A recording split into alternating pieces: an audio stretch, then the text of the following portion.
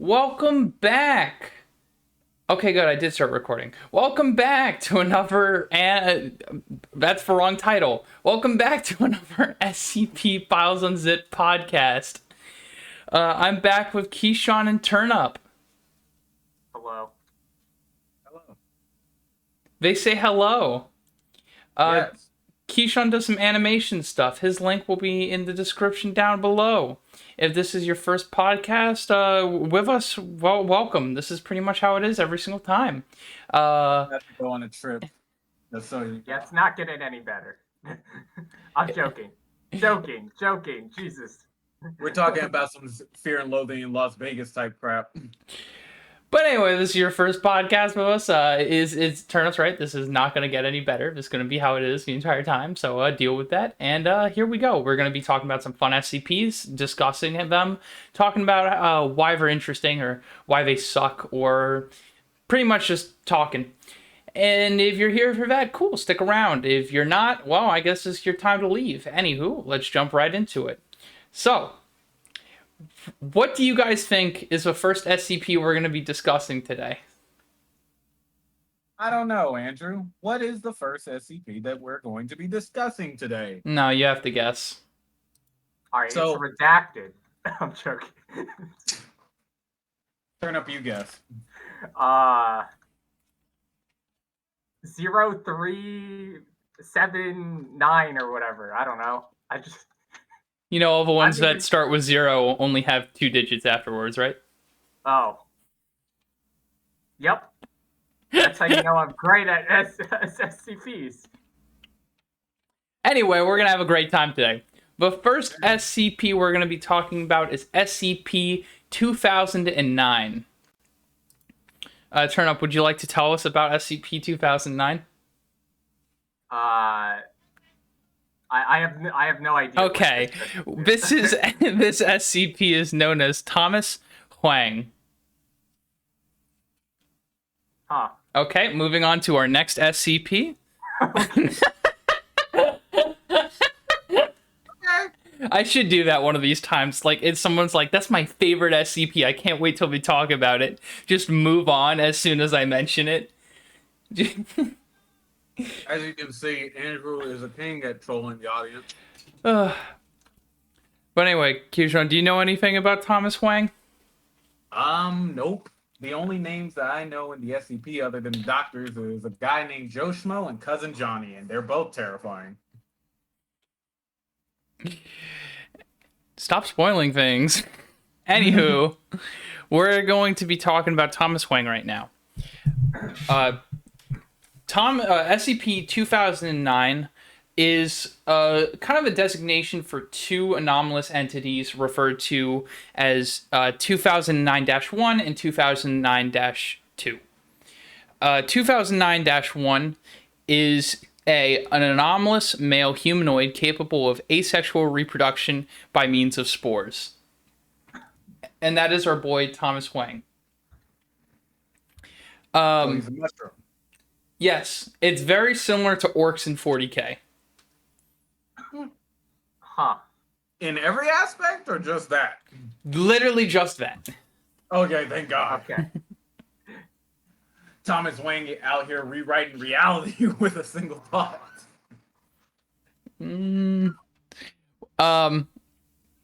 Each instance of SCP-2009-1 is genetically identical and seems completely normal physiologically until they begin production of SCP-2009-2.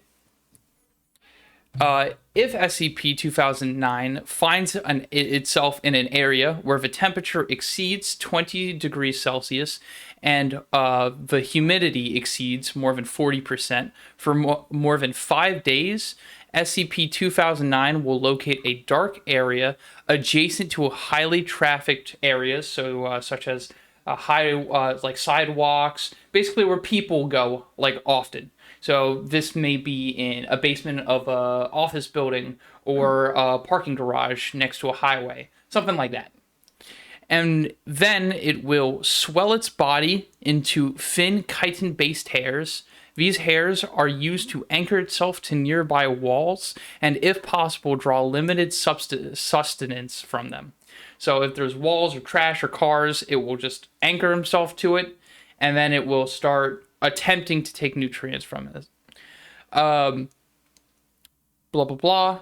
Then Thomas Hoang will will spend the rest of its life using all the mass it has to just create as much spores as possible, and it will release them until it eventually runs out of sustenance and dies. Okay. These spores are referred to as SCP-2009-2. When these spores are inhaled by people for an extended period of time, they will start to become... Well, they'll start experiencing certain symptoms. They will experience nausea, lethargy, and photosensitivity. So for people who don't know, because these are kind of complicated words, nausea is like when you feel sick in your stomach and you feel kind of, I was literally going to say nauseous, but like you want to throw up. Lethargy is, oh God, I literally Googled lethargy. It's when you like walk around kind of sickly, like you look tired all the time. That's what lethargy is. And photosensitivity is when like the sun is almost too bright for you and you don't want any light. They will also become prone to isolation. So they'll kind of withdraw themselves inside their homes or cars or basically wherever they are and just try to stay away from people. In 5 to 8 days, their physiology will begin to change. Depending on how close their physiology is to subject 2009-1, this change can be painful or hard, like just uncomforting. After 8 to 9 days, they will become a full instance of SCP-2009-1.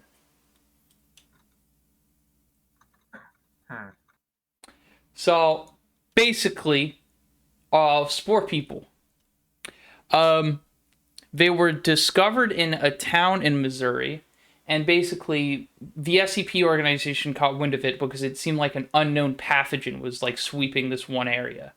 And they went to the town, and they're like, "Wow, 46% of their population is suffering these weird symptoms."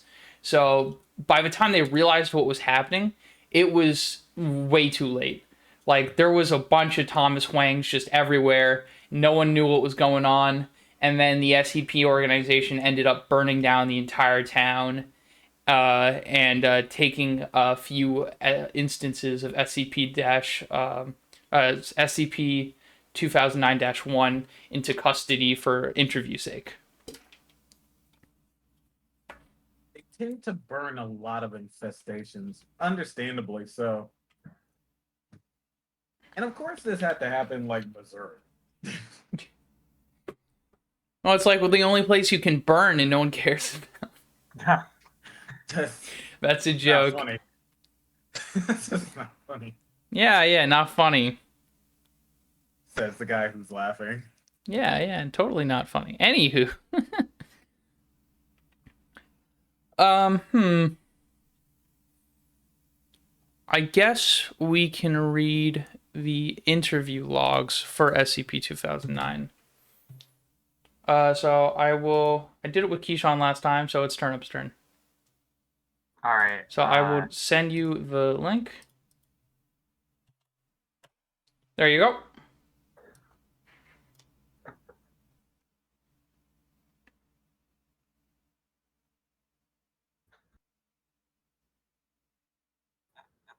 So at the bottom? Yeah. Oh, yeah. Yeah, okay. We'll read the first interview log first. So, I will read. I'll be the interviewer, and you will be D-998. Okay? Okay. So, D-998 is an African female. 4 days after exposure to SCP-2009-2, interview took place in a darkened BSL-4 compliant containment cell. Interviewer, Dr. Oh my god, I can't read this name. Mevdov, Hello, Dean-998. How are you feeling today? Hmm. If you do not feel like cooperating, Dean-998, I can turn on the lights. Awful. I feel awful. I feel like vomiting. The light hurts. Everything hurts. What did you give me? I'm sorry to hear that. Please describe your earliest memories, if you would. What? If I answer, can you go away? Once you answer, this interview will be complete. Yes. Okay. When I was 5 or 6, my brother had to work late, and when she got in, she just fell into the chair in the living room and fell asleep. I thought that she had died. What did your mother look like? What do you mean? She looked exactly the same as she normally does. Short, kind of dark yellow skin, round chin. Thank you for... Wait, what the? That can't be right. What did? Thank you. That will be all. End log. So, as you can see, it's not a very pleasant experience to, get your entire memories and mind and physiology rewritten by a random, I want to say Korean man. And Condolences to any Thomas Huangs.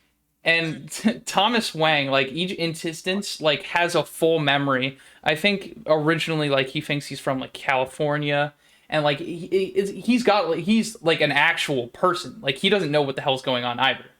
So it's not like something malicious. It's just bad for both parties. So there's a So bunch of 4 duplicates that all think that they're the same person. pretty much. So we'll go on to a second interview log. So this is an interview log that happened 2 days later. Yeah. Okay. This is an interview log, same person, 2 days later. So I'll read Dr. Mevdov again, and I'll read the interview notes. D-998 has been informed that any feelings of bodily dysphoria were as a result to vaccination against malign restricula. D-998, how are you feeling today? I'm not good, really. Oh? And why is that? There's all this noise. Like I'm not me. I'm people. And who are you? Thomas Huang. I mean, I know I'm Thomas Huang, but I keep remembering this stuff, like my dad dying when I was a kid, or getting a C in art class. But it's not me. I'm from Pollinsby, not Columbus. My dad is alive. I mean, do you want to hear the weirdest part? Please. I remember stuff, like girl stuff, like having, ugh. You know what? Never mind. I didn't just say that. I think I understand. Like, I'm comfortable with myself and everything. It's just, is this going to be a thing? No. Such a reaction to a regimen we put you on is totally within parameters. You should be over it within a day or so. Okay, thanks, Doc. On Redacted 1999, the transformation of D-998 into an instance of SCP-2009-1 was completed. The following completion of testing, following the completion of testing, the instance was incinerated. Damn. Yeah. So, for both sides, both like Thomas Wang and this African female who we never learned the name of, it's not good for either one because the other one, each one seems to think like the other one is not the right one. It's bad for both people involved. So I don't. It's a very confusing SCP. I like it a lot because I don't know. I just find it funny that like there's just a random like guy who's just an SCP and even he doesn't know what the hell's going on. But what do you think, Ishan? It kind of reminds me of Twice from My Hero Academia or the Clone Wars from Spider-Man, where it's just like you believe you're the right person, right? Question mark? And is an interesting idea. Although in the Clone Wars, when Spider-Man, that was a very hated comic for obvious reasons. But regardless, it is kind of an interesting idea to like I think to have this idea that you're you, but you're not quite yourself. Mm. It's a weird. It is kind of existential, honestly. But who do you think is the victim here? Do you think they're both the victim, or do you think only Oh, the original body is the victim? oh, absolutely. I think they're both the victim. In all honesty, there is no plus sides here. Uh, everybody sucks. Everybody kind of gets screwed over here. Yeah, I honestly I feel bad for both because like even if Thomas Wayne wanted to live a normal life, as soon as like humidity exceeds 40 and temperature exceeds 20 Celsius, it's like that biological response, and then that's it. That's the end of his life. Then it's spore time, baby. What about you, So Turnup? What yeah, do you think? I mean, wait. So if he never, I don't know. Maybe if he lived in like a really cold place, then he'd be able to live a semi-normal life. Maybe, but how would he even get there? I have. Oh right, yeah. ship that man to Antarctica. Because he would have to be like born there, and the conditions wouldn't be right for him to be born there anyway. Hmm. I just find it weird how he like originally claims to be from California, yet the first instance of him being like found out about was in Missouri. It almost seems like somebody did this. Bro, that's kind of a bro moment. It's like you hate someone so much that they did it to you just to spite you. I'm not sure if someone did it to someone, but like maybe it's like something Dado did that went wrong. Like, oh, you need to disguise yourself for a mission. Well, I have this mushroom that can disguise you, and then he's like, uh oh, time to go back to Russia. Hmm. Ah, I know. I'll go to Russia. They'll let anybody get away with anything there, as long as it's not too gay. What? Anywho, I find him like interesting and sympathetic. I like it's weird how something could lead to this because a lot of SCPs have like logical steps on like why something went out this way, but it's a leap because he claims to be from California, yet the first instance is found in Missouri, which just doesn't make sense.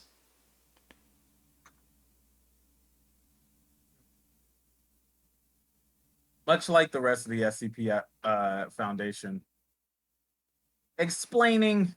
Nah. Do we understand? Not really. And apparently, the first instance that they like recorded was found in the bell tower of a Methodist church in the town. So that's kind of weird as well. But then again, like who was the original Thomas Wang? Like why did this happen? And like how did the first one get infected? Was the first one the real Thomas Wang, or was it another person who just became Thomas Wang? Does Thomas Wang not related to any of this at all? You're thinking too hard about it. In Lovecraft, it's not about the way I see this thing is like in Lovecraft, it's like Lovecraftian horror, where question trying to question where any of this stuff came from is kind of fruitless in the long run. All you know is the current situation, and the current situation is screwy. Who cares who Cthulhu is, and why he's here and where he came from? All you need to know is that there's an eldritch horror coming to your town that will destroy the world if you don't do something about it. Well, It's it's the same the thing with Thomas Wayne. SCP organization's job to understand these things, but like they don't even delve into like if Thomas Wang was a real person, like if there's like recorded note of like an actual Thomas Wang being alive. Well, And it's weird maybe how if it's just absent from the document. maybe the O5 Council knows who Thomas Wang is and doesn't want anybody to know about it. Then I would assume more things would be redacted from this document instead of just, not included at all.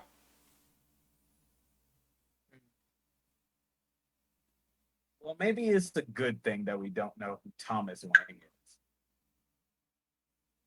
And a I, lot of things with the SCP universe, the less you know, the better. I don't maybe, know. but This one doesn't I seem want to too bad. know. Yeah. Yeah. Who like who knows? Maybe this whole thing started because, and I'm just spitballing. Maybe this whole thing started because someone knew about this thing called Thomas Wang, whatever. And it's just and that's all it really needs to do to start, honestly, because it can just be like the Scarlet King or the Hang King or any other king or the freaking Wandering Library, whatever. Well, I And like don't just think knowing about this Thomas crap. Hoang is an old god. I don't think he follows those rules. Yeah, I don't think he's an old god either. But at the exact same time, that they don't you don't necessarily have to be an old god to like have abilities like that. You know? I'm not so sure. It just feels like he feels like more of a product that was created than something that was always there. Like how could this random guy just like clearly like 1999 was like the first recorded instance of him. So I doubt that he even existed before this initial instance because how would like in ancient Sparta Thomas Wang be walking around? It just doesn't make sense. It's So all funny why games Thomas until Wang? Why is he here? it's all funny games until we figure out that it's one of Dr. Wondertainment's toys. Oh, you mean Kentucky? Nope, Dr. Wondertainment. Is okay. What's that? Dr. Wondertainment is one of the SCPs that was supposedly SCP-001. And he is responsible for creating some interesting SCPs. Okay, you mean a Uh, proposal for SCP-001. yeah, but there is at least one SCP that does refer to Dr. Wondertainment without it being like SCP part of the SCP-001 story. Hmm. And that would be, I don't remember the name, I don't remember the number of it, but I do remember the name. It's Mr. Life and Death. Hmm. And it's a part of his Little Mister series where it has a whole bunch of like Mr. Hopes, Mr. like anxiety, all that crap. So it's all fun and games until this guy who can basically create SCP says, "Oh yeah, it's just one of my freaking things, for the kids." Well, there's been multiple people who have been known to create SCPs through anomalous means in the SCP lore, and then other people who well, don't purposely try to make SCPs, but mess with something that they shouldn't and accidentally create another SCP using another SCP. Oh, this freaking global occult coalition. What? Okay. Not getting over that. I'm sorry. Okay. An old guy to try and kill it. So I figured we'd wrap up Thomas Wang with a quote of something Dr. Bright is not allowed to do. Nice. Dr. Bright is not allowed to dress instances of 2009-1 in Stormtrooper armor and refer to them as his clone army. I hate that. I actually hate that. The problem is that could work. Bro, you know what they could actually do though? They could actually like use Thomas Wayne to deal with some more extraterrestrial SCPs. What do you mean? Yeah, how? Well, there's this freaking SCP that's basically a planet. I mean, not the actual planet, but basically everybody on that planet like worships bugs. A bug. And it's basically a hive mind at that point. And there's one story, I believe it's SCP-3000, where they come to Earth. The SCP organization are trying to act like very, standoffish and trying to pretend like, oh yeah, this would be a great deal, even though it strips you of all humanity. And like after a year or so, like this hive mind thing gets very, very frustrated, and they say, "Listen, we know that you're trying to kill us, and regardless, we're going to come for you anyway. It's just a matter of time." So what you could really do is take this Thomas Wayne person and try and override that whole mind control. Yeah, you'd be replacing one hive mind with another, but Well, Thomas Hoang you know, isn't a hive mind. Each individual instance of Thomas Hoang claims to be an individual.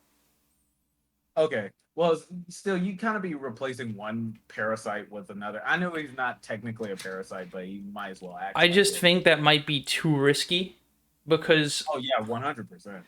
like after like 10 days after you have one full Thomas Hoang and the conditions are right, it might just reproduce. If that happens in a major city, that means like it's almost impossible to, contain. Right. Yeah. Yeah. SCP-3000, otherwise known as Anastasia, is basically a huge eel that lives in the Pacific Ocean, and it is basically it is one of the best sources for the SCP Foundation to make amnestics from, because it has a natural amnestic effect, and they use it to basically they can't go near it. It's real bad juju if you go near it. You will die if you go near it. But they harvest the water around it, and then they use it, they dilute it and water it down to make amnestics. Hmm. We might talk about that one later, so I'm not going to delve too deep on it. But basically, this thing's like kilometers long.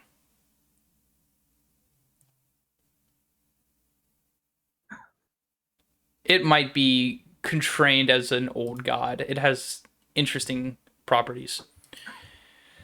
But yeah. Amnestic water. What?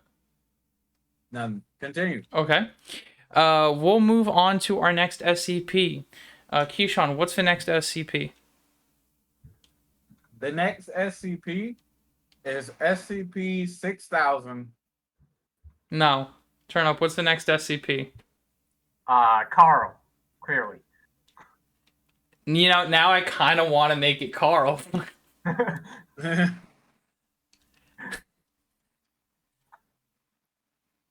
No, I can't do.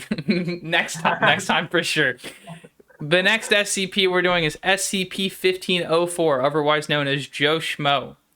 Oh, I guess it's worth saying. Thomas Hoang is he is a Keter class SCP, very hard to contain, but because spores hard to grab. Next SCP we're doing is Joe Schmo. Joe Schmo is a Keter class SCP, but currently he is uncontained because he's something else. Yeah, I think I know this one. I think he's Love just like this. an ordinary guy, but like his anomalous property is like there's all these like cultist groups that try to break him out for no Nope, reason. that's a different one. No, You're thinking that's a about different Wrong one? guy. you're thinking about the Cthulhu one. Oh, Bro. huh. This one's different. I love this SCP. I actually know a lot about it. So, I will link a video down in the description of this that will give more context to SCP 1504 because Oh, wait, is this okay? Sorry, this is the what? Never mind. just I'll one second. SCP 1504 is a very interesting SCP, and I think this video gives some really fascinating context to its character and who he is as a person, and really elaborates on him in a really smart and interesting way that is entertaining.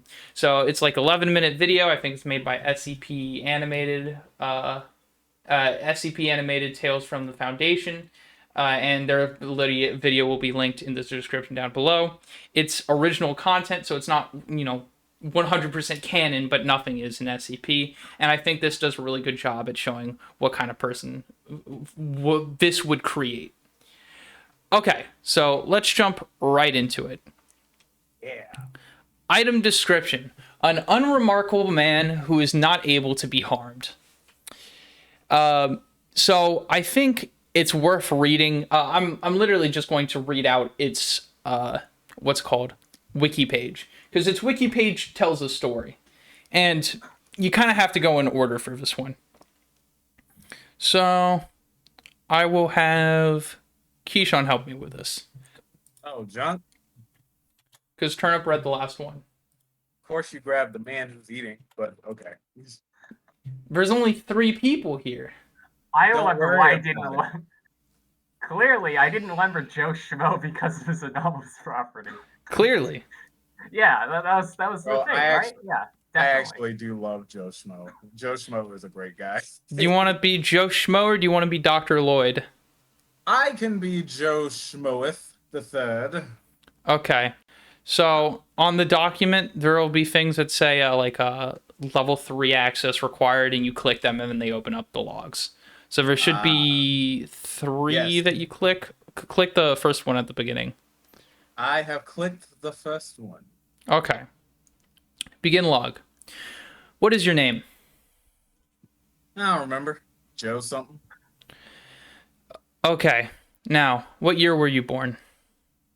1982. Thank you for the year, but do you have an exact date? No, I never knew when I was born. Oh, excuse me. My nose is bleeding. I'm sorry. That was weird. I've never been prone to random nosebleeds. It's fine. Maybe a storm is coming. Heard that changing air pressure can make a person's nose bleed. Maybe. Ugh. Do you know why you can't be hurt? I don't really want to talk about that. That's fine. Thank you for your cooperation with today's interview. You may return to your room. End log. Addendum. Okay, now, yeah, I know this one. Addendum 1504-2. We didn't know his true anomaly. We didn't know what he could really do. Data corrupt. I guess he affects computers too. Our automatic security system began to have, quote unquote, hiccups. A breach here, a breach there, but nothing that surprised us. But then our Keter got out. Only about half the staff here realized it. The other half all died. We managed to contain it. We sent a request for more staff, but they never responded. Our supplies were dwindling, so we asked for more. Nothing. Then they didn't even acknowledge our existence. We had more breaches, more deaths, yet we never questioned these breaches or these deaths. I don't know why we didn't question those deaths. Data corrupt. Earlier today, we had a site-wide containment breach. All the doors opened because of those quote-unquote hiccups I mentioned earlier. Most of the remaining staff members are dead. Those who are still alive are few and far between. We can't contain the breach of this magnitude, and the other Foundation sites will probably ignore it. They'll cite it as completely normal and ignore it. I'm going to put an end to this in the vault, then set off the on-site nuke. I'm already badly hurt, and the blast would save more lives than it will end. If anyone ever finds this, tell my wife that I love her, and that I'm sorry for spending so much time in my job. Tell her I said goodbye, and that I'm thinking of her as I die. Researcher Daryl Lloyd. Yeah, pretty fucking wacky. It was Daryl, but how could this happen with a completely normal, unassuming guy? Okay. This document has been updated per the new information recovered from Site Redacted. Basically, more special containers. Basically, SCP-1504 is not currently contained. If any Foundation personnel see it, contact the current project head. In the event 1504 is found, it is to be brought to Area 114 and contained in a 3 meter by 3 meter by 3 meter containment chamber. To enter the subject containers, blah blah, 3 staff members needed. It's not contained, so none of this kind of matters. They attempt. If they see it, there will be an attempt to capture it. Probably won't go well. The staff members must release multiple locks simultaneously. Blah blah blah. Big description. Okay. SCP-1504 is a Caucasian male standing 1.95 meters tall. The subject's appearance is unremarkable aside from the small birthmark on his right shoulder. SCP-1504 anomalous traits include its inability to be harmed or killed. All actions carried out by 1504 will be perceived by surrounding individuals as being within expectations for the situation. SCP-1504 have been known to attack personnel who who will believe the circumstances or who is their own doing or natural circumstances. So basically, when the doctor's nose started bleeding, it's because he punched him in the fucking face, and he was like, oh, the weather must be changing. So they'll find a way to rationalize it in whatever way they can that seems quote-unquote normal to them. What am I missing? Oh yeah, the subject is also able to affect electronic and automatic systems. SCP-1504 was brought to the attention of the Foundation because of its inability to be harmed and was classified as an anomalous object after initial testing. The subject was held at Site Redacted in the anomalous object wing of the facility on a redacted date.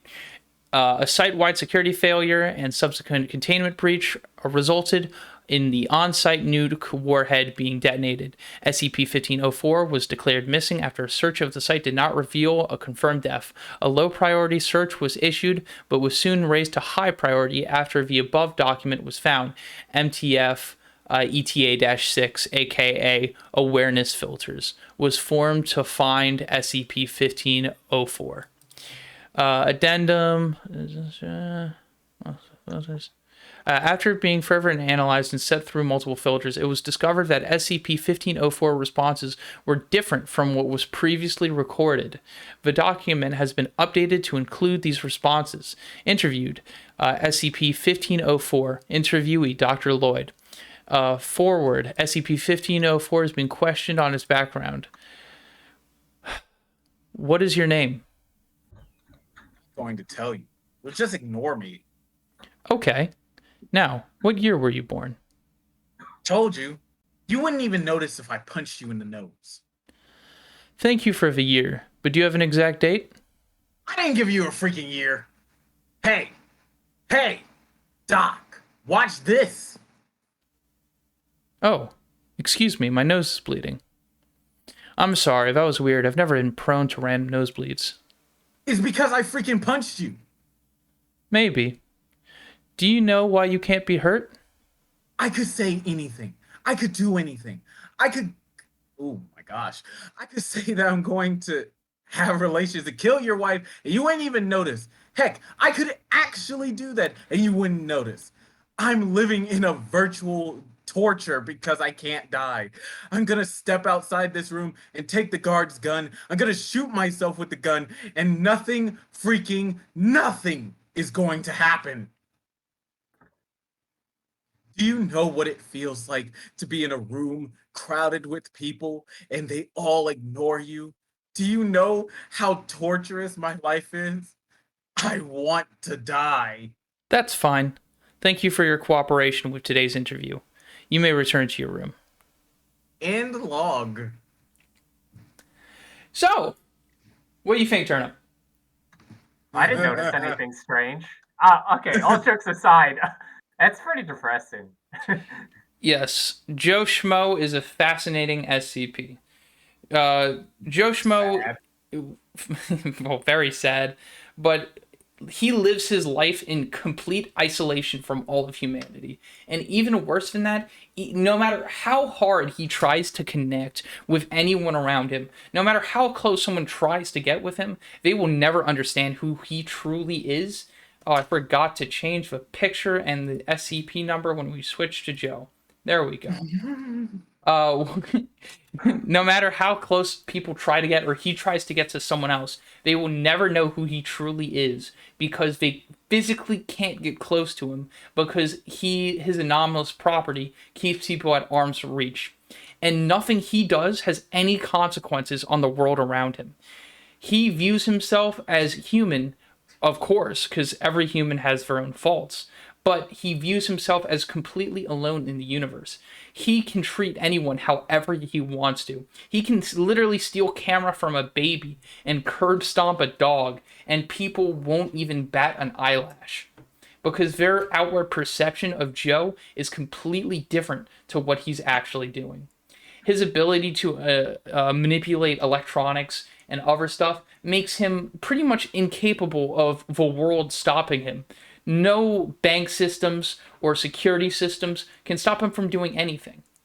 He's living life like it's a sandbox game. He can literally do anything with no consequences, but he can never truly connect with anyone else. And I think that's what makes him so interesting. I mean, And Joe's a baby. Cool story turn up. Just kidding. I mean, what if you let's just say, what was his name again? Dr. Clef, right? He had this. He isn't affected by any anomalous property, right? That is true. Would he be able to? Clef is not affected by cognitohazard anomalies. Does this So count as yes, yes, this would count. This would definitely count. But yes, there's a couple of SCPs that could block it out, and maybe Joe would change his ways and actually try to connect with people if he came in contact with Clef or one of these other SCPs. Maybe the tinfoil hat that blocks telepathic stuff. There are ways to connect with SCP-1504, and honestly, that'd probably be the easiest way to attempt to gain him on the side to actually form some human connection. Yeah. But honestly, Clef is more shoot your problems dead than talking out feelings type guy. Clef would look at this dude and just be like, "Oh, you poor freaking baby. Let me fix that for you." Click. Yeah, he would probably be like, this man is too much of a threat. I mean, he's not wrong. Dude's a walking, talking cognito-hazard. I wish I like the tale from SCP Animated Tales from the Foundation. I wish their video had like an actual log to go along with it, so we could just read it out. Because I don't want to just play their video on stream. But I highly recommend you check it out. It paints a perfect type of picture of what this anomalous property would create. He is literally unable to die, and he's trapped in his in a world that he can't even do anything to. The only way he feels anything is by creating chaos and doing whatever he wants. He's just trying to do anything to create some sort of stimulation to give himself some resemblance of what it is to be alive. Like, imagine the most insane things that you've done. Like, let's say you toured. I'm going to use a couple examples from the video. Imagine if you went cliff diving when you were 12, all alone, in like Tahiti, or you went on a world tour with Skrillex. But none of it matters because you can't share your adventures with anyone. Those adventures don't even matter because the people you tell about them don't even hear you. They hear another person who's you but an imposter. You can't be harmed. You don't have any consequences for your actions. So nothing you do has any effect on yourself. Everything comes to you easy because you can literally just take things and people will accept it. It's impossible for you to find any satisfaction in life. Joe's kind of like a demigod who like can't be hurt by like anything, and also no one, pretty much no one acknowledges him. You know what's the most surprising thing about this entire thing? And it's not like he can rely on anyone else for help because he physically can't connect to other human beings. You know what's the most surprising thing about this entire situation? What? Joe's situation is sad, but I can't believe that out of all the artists you could have picked, you said Skrillex. Say that again? Out of all the artists you could have picked, you said Skrillex of all things. I literally used an example from the video I watched on Joe. Oh, I was about to say, because it's just like, Skrillex? Really? It said 2014 touring with Skrillex. Okay, that makes a lot more sense. But regardless, yeah, Joe's situation is definitely is pitiable. Like, It's don't get me definitely. wrong, he's a fucking monster, but I can definitely see how he became this way. Oh yeah, no, like you could definitely see it. It's still freaking pitiable though, because it's just like, yeah, dude, no, you're completely understandable. Like you are 100% alone, except for the very few rare people who can actually like Hmm. see you.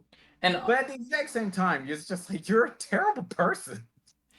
yeah, us as human beings we're all creatures that, well, we need other people to find some sort of satisfaction with what we do.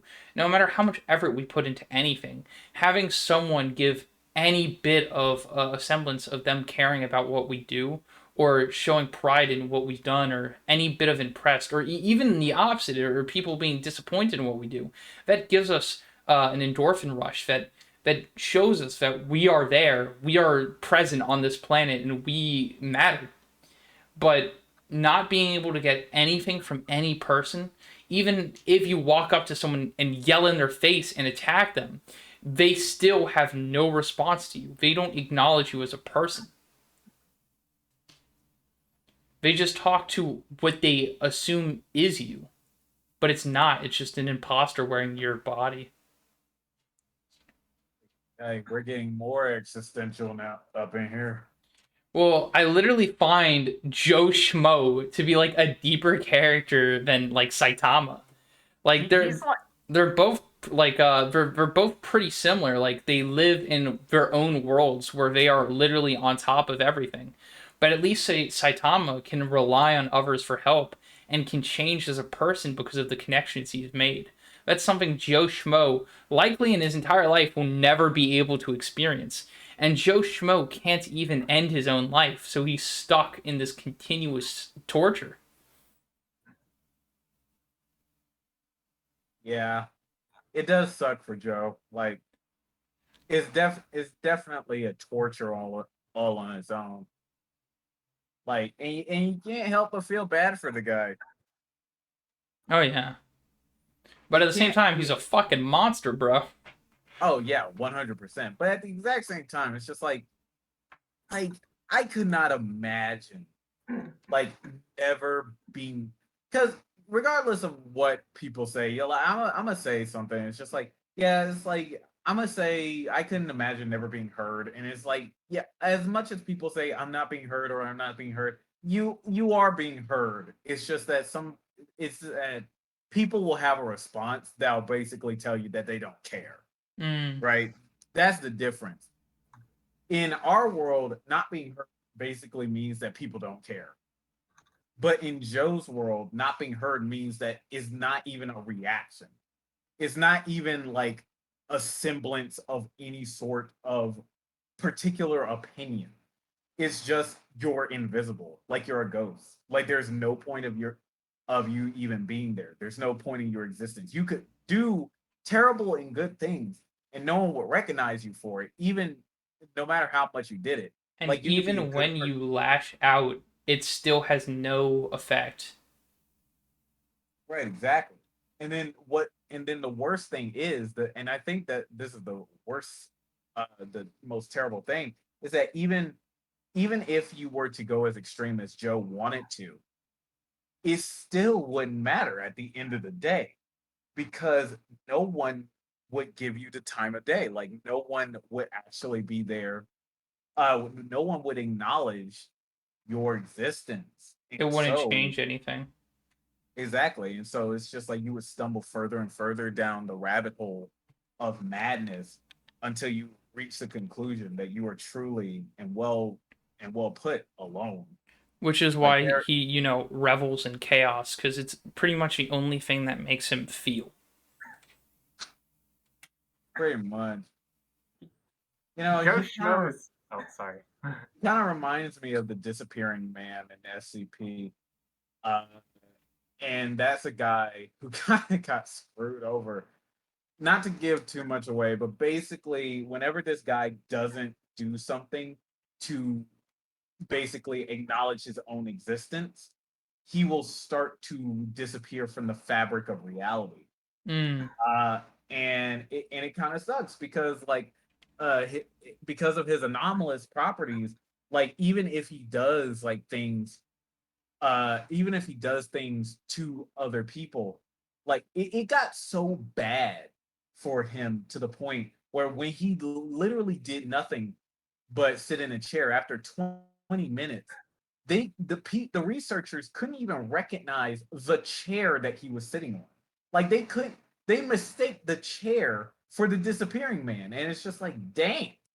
And I kind of feel like they're both in the same, because basically he had to attack someone just to acknowledge the fact that he still exists, right? Just to ground him in this reality. Mm-hmm. And I feel like they kind of are the same. The only difference is, you know, Joe will one of them is never not a, have that. yeah, Joe, Joe will never like the have that. Invisible Man, can fight to take his to fight for his existence. Joe simply can't claim that at all. Right, but he's not fighting for his existence. Well, he technically is. Well, But it's there's like, literally nothing he can do. yeah. The difference between Joe is that there's nothing he can do, but he's still there. While the disappearing man, there's something he could do, but he has the threat of not being there at all. Hmm. So it's kind of the two sides of the same coin. So what were you gonna say about Joe Turnip? Well, I was gonna say that it's kind of like playing a single player game, and then like, obviously, like the character doesn't have the same responses as you as a person. That is exactly what it's like. Like, imagine being trapped in a room, like a padded room. You can't hurt yourself. The only thing there is GTA, and it's GTA single player mode. You can play the game all you want. You can attempt to talk to the people, but at the end of the day, you're just gonna end up just firing grenades and getting the cops on you just have a bit of fun because you can't connect to any NPCs because we're only going to say the same scripted dialogue lines over and over and over, and nothing is going to change. Like, that existence would be hell. Yeah. Like, sure, it's cool to have power and being able to do anything you want, but if you can't do anything with it, what's the point?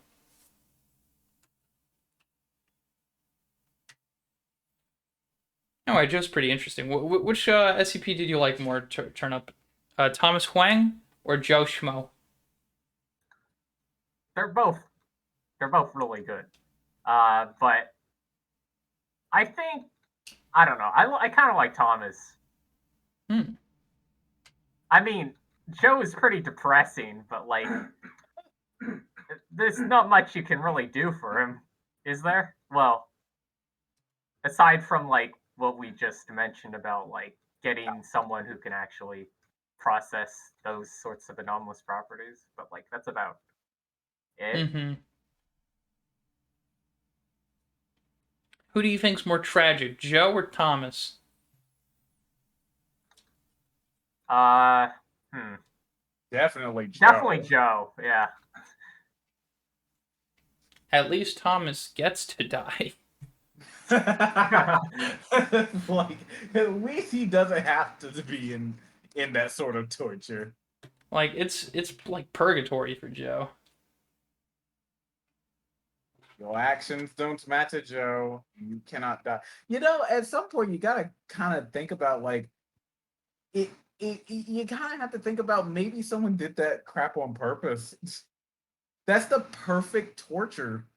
Like, just being put into purgatory and you can't die. He was this way his entire life. So this isn't a new thing. When he was born, he like realized, like when he was like a few years old, realized that like the words he was saying had no correlation to with whatever people were saying to him. Ah, okay.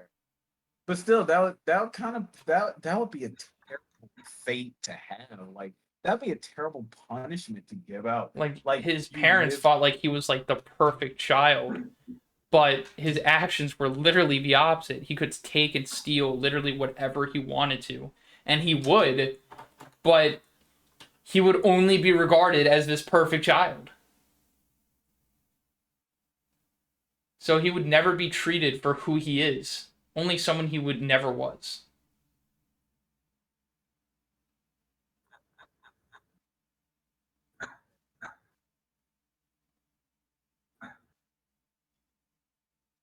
Anywho, I think this is a solid place to end it for today. Yeah, that 10 seconds of silence was definitely needed. If you enjoyed this, please leave a like on the video. We will strive to make content like this, maybe every once in a week or once a month, depending on how things go. If you please leave a like on the video and consider subscribing if you want to see more content like this. I'm Andrew, or Bottled Content. This has been Keyshawn. His channel is linked in the description, and we have Turnip's Instagram modeling page in the description as well. And we'll see you in the next video. Have a good one. Bye bye.